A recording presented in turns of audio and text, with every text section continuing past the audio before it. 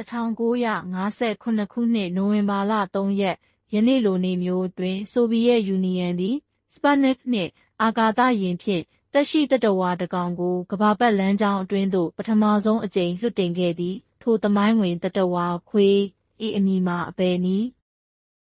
ဘယ်ကာဘယ်ကာဟန်ဟမ်လိုက်ကာလက်ကာစထရကာစထရက်ကာ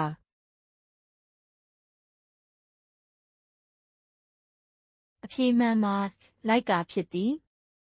1959 ခုနှစ်နိုဝင်ဘာလ 3 ရက်နေ့တွင်ဆိုဗီယက်ယူနီယံမှစပတ်နစ်နှင့်အာကာသယာဉ်ကိုလွှတ်တင်ခဲ့သည်ထိုယာဉ်ပေါ်တွင်မော်စကိုမြို့မှလမ်းဘေးခွေးမလေးလိုက်ကာပါဝင်ခဲ့ပြီးသူမသည်ကမ္ဘာပတ်လမ်းကြောင်းသို့ရောက်ရှိခဲ့သောပထမဆုံးသက်ရှိသတ္တဝါဖြစ်လာခဲ့သည်